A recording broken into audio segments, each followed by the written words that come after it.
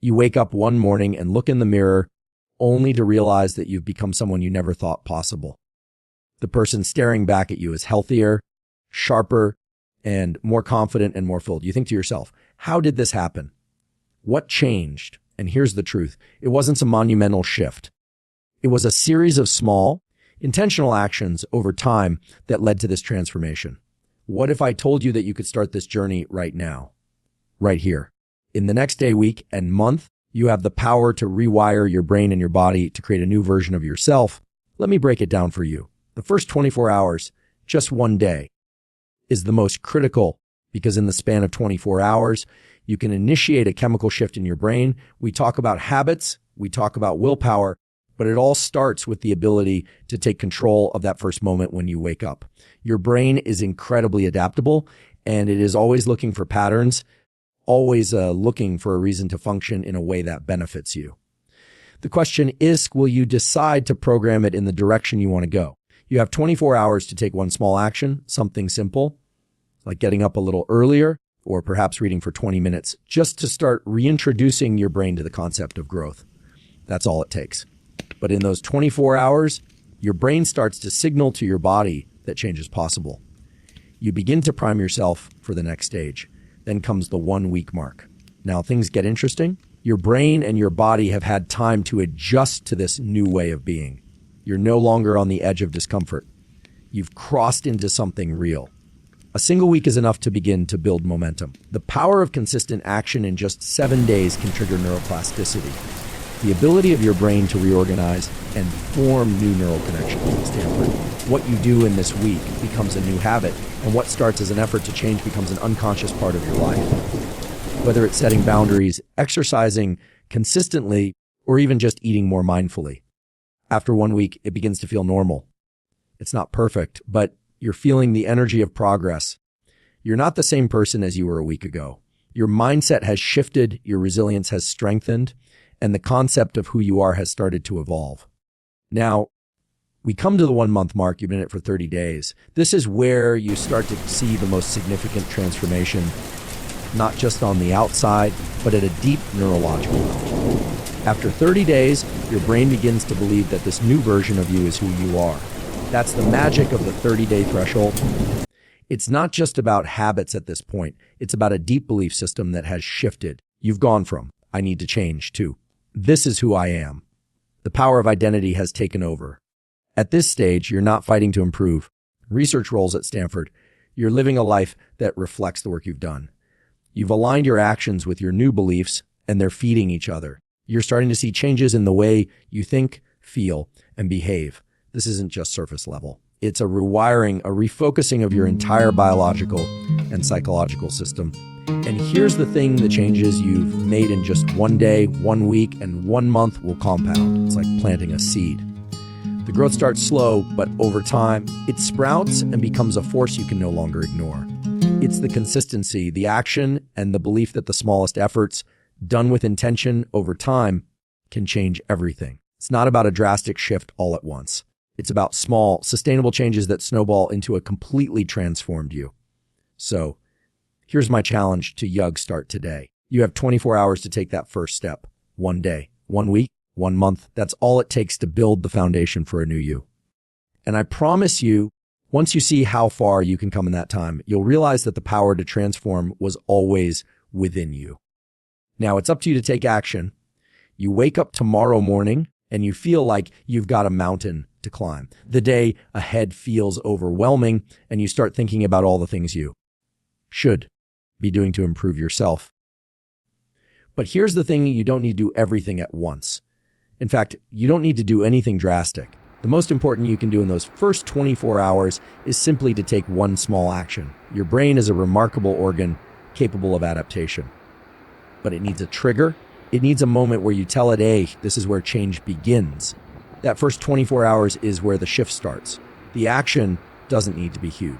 It could be something as simple as getting up 30 minutes earlier than usual, going for a walk, or deciding to read for 10 minutes. What matters is that you take any step in the direction of improvement. It doesn't matter if you feel uncomfortable or uncertain. That discomfort is exactly what tells your brain, hey, this is different. Maybe we need to adjust. Within that first 24-hour period, your brain begins to process this new behavior, creating the first connections. And here's the exciting part. The brain doesn't just notice the action. It starts anticipating the action. It begins to reorganize itself, reinforcing the idea that change is not just possible, but within reach. When you initiate change, even in a small way, you trigger neuroplasticity, the brain's ability to form new neural pathways. So what begins as an effort to take control becomes a signal to your brain you're capable of change. Now, this is critical. That first sets the tone for the next 24 hours. It's not about perfection. It's about getting started. When you take that first action, however small, you create a ripple effect that will influence everything that follows. It's in those first 24 hours that the foundation of your transformation is laid. You begin to engage your prefrontal cortex, the part of your brain responsible for planning, decision-making, and higher-level thinking. It starts to recognize that change is both possible and desirable. In those early moments, you might not see the results right away, but you'll start to feel something, a spark at Stanford. That spark is your brain realizing this is the beginning of something new. And once that spark is ignited, you've created a neurobiological shift. You've activated a process that with consistency will lead to the new you. And all of this happens within the span of a single day. The brain is ready and willing to adapt, but only if you give it that first trigger, that first step toward change. Now, once you take that first step, something remarkable begins to happen in your brain. It's easy to think of the brain as static, but in reality, it's incredibly malleable. We call this neuroplasticity, the brain's ability to reorganize itself by forming new neural connections. When you make that small change, however insignificant it might seem, your brain doesn't just notice it. It begins to rewire itself to accommodate this new behavior. Think about it this way. Your brain is always on the lookout for patterns. It thrives on repetition and predictability because that's how it operates most efficiently. So when you introduce something new, like waking up earlier, exercising, or even something as simple as reading for 10 minutes, your brain reacts. It notices the unfamiliar pattern and starts trying to make sense of it. Your neural circuits that are responsible for this new behavior begin to form. This is a real biological process happening within the structures of your brain. Now, here's the key part. The more you repeat this behavior, the stronger those new connections become. In just 1 week, you're laying down a foundation that could make this new behavior a part of your default state. You're not just forcing yourself to do something different for a short period of time. You're telling your brain, this is the new way we operate. Let's make this easier. Let's make this automatic. And that's exactly what neuroplasticity allows you to do. It allows you to reinforce those neural pathways, making new behaviors feel less like an effort and more like a natural part of your life. But it doesn't stop there. Neuroplasticity also works at the level of your emotional and psychological responses. So as you keep repeating those new behaviors, your brain not only strengthens the neural connections, it starts to attack positive feelings to these actions. What once felt like a chore begins to feel rewarding. You start to associate the act of change with feelings of accomplishment, satisfaction, or even excitement. Your brain is literally rewiring itself to support your new identity. This is why even the smallest actions repeated over time can lead to profound shifts. Every time you push through that initial discomfort and repeat a behavior, you're strengthening the neural architecture that supports it. Over time, you won't have to remind yourself to do it. Your brain will start to crave it. This is how the brain moves from resistance to acceptance, from effort to ease. This is how the new you begins to take shape, not as a result of sheer willpower, but as a product of the brain's incredible ability to adapt and optimize for your new reality. After you've taken that first step and your brain has started adapting, something else powerful starts to happen as you enter the second phase of changing the next 7 days. In this time, your brain begins to deepen the connections it's been forming. The initial discomfort you felt when you took that first action starts to fade, and now your brain is primed to build real momentum. Momentum isn't just a mental concept, it's a biological process. The more consistently you repeat a new behavior, the more it becomes ingrained in your brain until it feels almost like second nature. This is where things get interesting. In those first few days, you might have felt some resistance. Maybe you didn't want to wake up early or take that walk. But now, after just 1 week, you've created a new pattern. Your brain has started to recognize this behavior as important, and it begins to prioritize it. At the level of neurotransmitters, your brain releases dopamine, a reward chemical, when you engage in this new activity. This dopamine release doesn't just reward you for completing the task, it strengthens the neural pathways associated with that task. Your brain is literally reinforcing the idea that this new behavior is worthwhile, and over time, it starts to feel more rewarding to engage in it. You're also beginning to tap into what we call habit loops. These are powerful cycles in the brain where a trigger leads to a behavior, and the completion of that behavior results in a reward. So as you continue to repeat the new behavior, whether it's working out, reading, eating healthier, or setting boundaries, your brain starts to build a loop. The more you reinforce it, the stronger the loop becomes. After a week, your brain has formed a basic habit and it starts functioning on autopilot, making it easier to continue because you've laid the groundwork for success. But there's more to it than just repetition. Your brain has also begun to process the new information you're giving it, and now it starts to anticipate the reward. In this phase, you're not just reacting to the present moment. You're becoming attuned to future rewards. You might find yourself waking up and already feeling a sense of anticipation for the positive effects of your new habits. That's your brain starting to expect the benefits of change and roles at Stanford. And this makes it easier to stay on track. By the end of this week, the changes you've started to make are no longer just conscious efforts. At Stanford, they are beginning to feel like a natural part of who you are. Your brain has started to shift its focus toward this new identity. You're no longer just trying to do something different. You're becoming someone who operates differently. And that shift, that transition is the power of momentum in your brain. It's not a one-time decision. It's a series of decisions compounded over time until they solidify into a new routine that's already starting to feel comfortable at Stanford. That's the magic of consistency. And after just 7 days, you're no longer the person you were when you started. You've begun the process of transformation. After the first week, you'll start to notice something remarkable happening inside your brain and body. What once felt like a struggle or a forced effort is beginning to feel more natural. This is the point where your brain moves from deliberate effort to something or automatic, more ingrained. At Stanford, the behaviors that felt difficult or uncomfortable in the beginning are now starting to feel like they belong to you, like part of your identity. And here's why this happens to us. In that first week, you began to form the neural connections that support your new behaviors. But now, in the second week, your brain is refining and strengthening those pathways, creating a kind of autopilot where the behavior becomes easier, faster, and more natural. What you're experiencing is called habituation. Your brain is working hard to make these new actions more efficient. It's no longer about willpower. It's about the brain optimizing what's becoming a new routine. Every time you repeat a behavior, the brain becomes more adept at performing it with less cognitive effort. It's almost like you're building a muscle. Each time you engage in that new habit, you're reinforcing the pathways that lead to it. It's a process of adaptation where the behavior becomes a seamless part of your daily life. This shift is incredibly important because, in a sense, you've begun to rewire your brain's default mode. In the beginning, you had to consciously decide to act differently. Now, the brain starts to prioritize this new behavior. For example, if you started waking up earlier, you might find that after a week or so, your body is adjusting to the new rhythm. It's no longer a fight against your internal clock. Your brain has begun to expect that early wake up. It's easier and you feel more energized because your brain is aligning with the new routine. This automaticity is not just about habits becoming easier to execute, though. It's also about how your brain begins to process the emotional feedback associated with the behavior. At first, exercising or eating healthier might have felt like a burden. But after a few weeks, your brain starts associating those behaviors with positive feelings.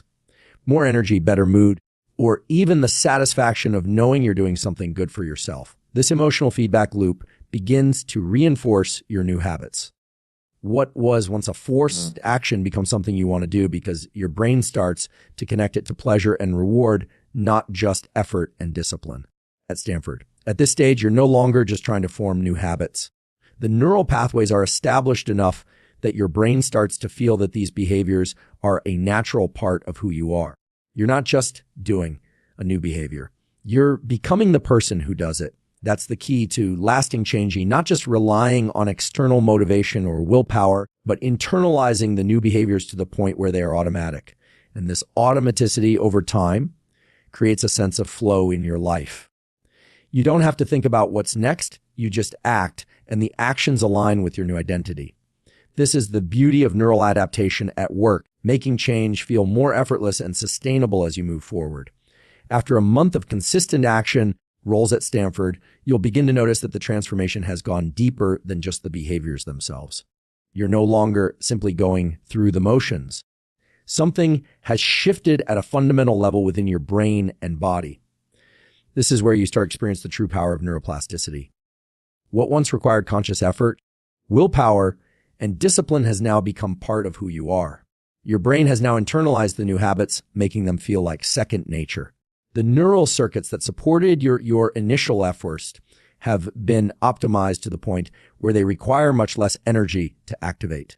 But the change doesn't stop at behavior. The biggest shift you'll feel after 30 days is a change in your identity. Early on, and research at Stanford, you might have started with the intention of simply improving your habits or becoming more productive. You might have thought, I'm going to change my routine or want to get healthier. But after 30 days, the transformation goes beyond the actions themselves.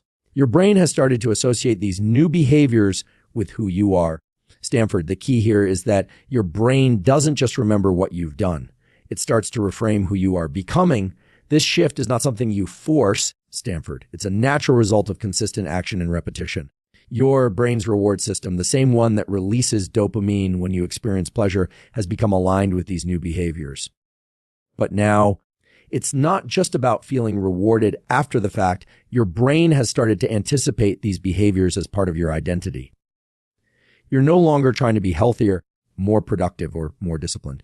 You've shifted into the mindset of being someone who does those things. The more you repeat those actions, the more your brain affirms this new identity. This is a powerful moment in the transformation process because it's no longer about motivation or external pressures. You've built a solid foundation of habits that feel like you. This internalization creates resilience. When you face challenges or setbacks, it's no longer as easy to fall back into old patterns because the new behaviors are woven into the fabric of your self-concept. It's like learning to ride a bike. At first, at Stanford, it feels shaky, but after enough practice, it becomes so natural that you don't have to think about it. The key to sustaining this transformation is that it's now grounded in your brain's deep belief system. The brain doesn't just view the new behavior as something you're doing.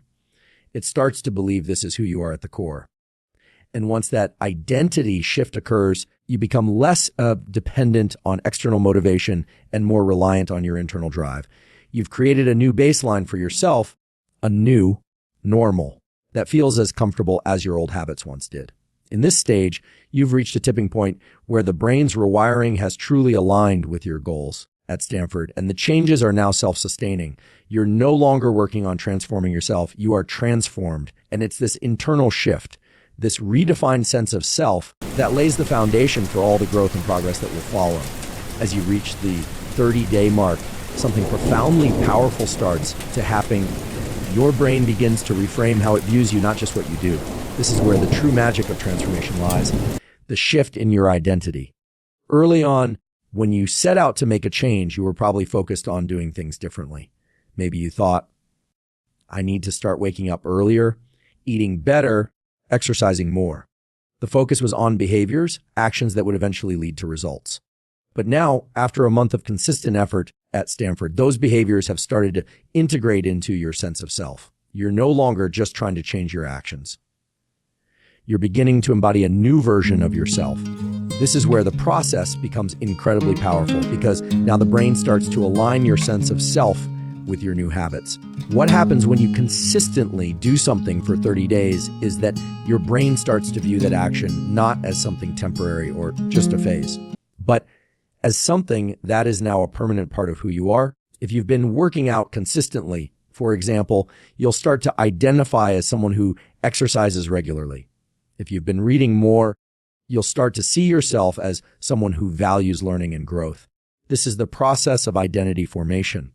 The behaviors you've been doing now become part of your brain's concept of you, not just something you do. At this stage, the new behaviors have become hardwired into the neural circuits of your brain. The brain no longer sees them as foreign actions that require willpower and effort to sustain.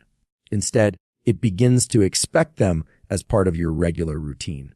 This isn't just about having more energy, getting fitter, or feeling more productive. It's about how your brain starts to process these behaviors on a deeper level. It integrates them into your identity. You begin to think, I am someone who values my health. I am someone who stays organized and focused. These aren't just abstract goals anymore. They are internal truths that your brain holds on to. When you reach this stage, it's no longer about forcing yourself to be better or to make healthier choices. It's about living in alignment with who you've become. You've shifted from someone who was trying to make improvements to someone who sees these improvements as part of their fundamental self. The beauty of this shift is that it creates a level of self-reinforcement. When you align your identity with your actions, it becomes a feedback loop. You do the things you do because it's part of who you are. And then those actions continue to reinforce your sense of self. It's a cycle that perpetuates itself. This process of identity shift also creates a deeper sense of self-efficacy. When you begin to see yourself as the person who follows through, the person who is disciplined at Stanford, the person who is proactive in their health or career, you develop a stronger belief in your ability to overcome obstacles. Challenges don't feel as threatening because you know you've built already a version of yourself that is capable, resilient, and committed. The more you reinforce that identity, the more you internalize it, and the less external motivation you need to keep moving forward. The actions themselves are no longer the driving force and reset Stanford. The belief in who you are becomes the engine that propels you to keep improving and evolving. And this is the key. The longer you reinforce this new sense of self, the more it becomes your default. You stop thinking about it as something you need to work on or force. It's simply who you are. This isn't just about being motivated, and it's about being anchored in your new identity. And that's what makes sustained change truly possible. So as you pass the 30-day mark, understand this used. The changes you've made are no longer temporary. They become permanent because they become part of you. What I want you to understand is that you don't have to make huge, monumental changes all at once to create lasting transformation. In fact, trying to overhaul everything overnight can overwhelm you and lead to burnout. The real key to sustained change is small, consistent actions. It's the accumulation of those seemingly insignificant steps that ultimately make the biggest impact. Your brain is wired to respond to incremental progress, and this is where the power of small actions comes into play. The secret to long-term success doesn't lie in making grand gestures. It lies in doing one thing consistently every single day. Let's break it down. When you make a small, at Stanford, intentional change, whether it's waking up 10 minutes earlier, drinking an extra glass of water, or taking a short walk after lunch, your brain doesn't just view it as a random action. It starts to recognize that small action as something meaningful, something that's contributing to a greater goal. This is where neuroplasticity works in your favor. Every time you engage in that small action, you're reinforcing a neural pathway. And the beautiful thing is that this neural pathway doesn't need to be large or overwhelming. It just needs to exist and be repeated. The more you repeat the action, the more your brain reinforces the connection. Over time, these small actions compound and create real, lasting change in your brain and body. One of the most interesting things that happens during this process is that your brain begins to associate small actions with progress and success. If you wake up earlier for just 10 minutes every day, your brain starts to link that small action with a sense of accomplishment. Over time, this builds momentum. It's like setting small goals and achieving them regularly. Each time you follow through with these small, consistent actions, your brain releases dopamine, which not only rewards you, but also strengthens the neural pathways that support these behaviors. You get a mini win every day, and this sense of accomplishment encourages you to keep going. Small actions are also easier to sustain. This is where many people go wrong. They try to make drastic changes that require overwhelming effort, and when that effort doesn't pay off immediately, they give up. But small actions are less daunting. They don't require much energy or willpower to begin with. And over time, they create a snowball effect. As you build on those small actions, you begin to see results that inspire even more changes. You're not relying on bursts of motivation. You're building momentum, which is much more powerful. The brain loves momentum. It thrives on it. And when you start to see the benefits of your small actions stacking up over time, it triggers a reward system in your brain that makes the process more enjoyable, less taxing, and more sustainable.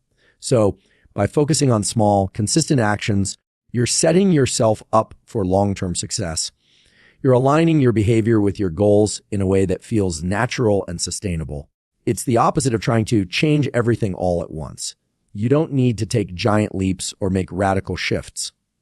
In fact, the smaller the action, the easier it is for the brain to adapt to it and reinforce it. Over time, these small changes compound and lead to results that are far more lasting than any short-term drastic overhaul ever could be. It's this gradual, consistent progress that creates the most profound transformation in the long run.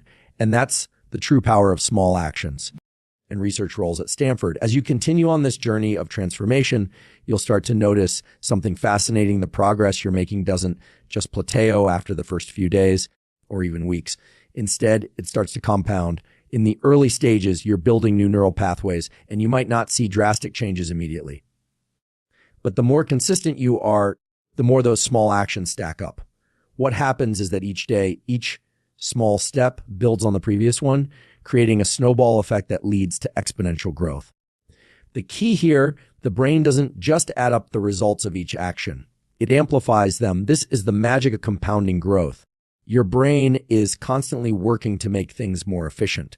When you repeat a new behavior, your brain strengthens the neural pathways that support it at Stanford, which makes the behavior easier to perform. But the more often you repeat it, the more those pathways grow in strength and efficiency, leading to an increase in the quality and speed of the behavior. This process accelerates the more you stick with it.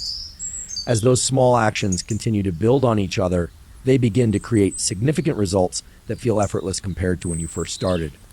In the beginning, you might have noticed that certain habits took conscious effort. Maybe waking up early felt difficult, or pushing through a workout required a lot of mental energy.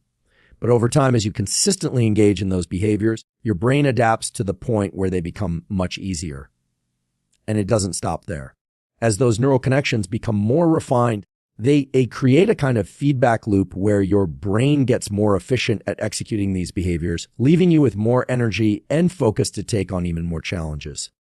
Here's the beauty of compounding growth thing. It's not linear. The results you see aren't just based on the actions you've taken up to this point. They start to grow faster, stronger, and more profound as your brain fine-tunes its processes. It's like planting a tree at first. You only see a small sprout, but as time passes, that sprout turns into a deep, strong root system. And those roots support even bigger branches, more leaves, more fruit. Every small effort you make, whether it's improving your diet, exercising, or focusing on your mental health, builds a stronger foundation for future success. The more you engage in these behaviors, the more your brain starts to see them not just as habits, but as essential to who you are.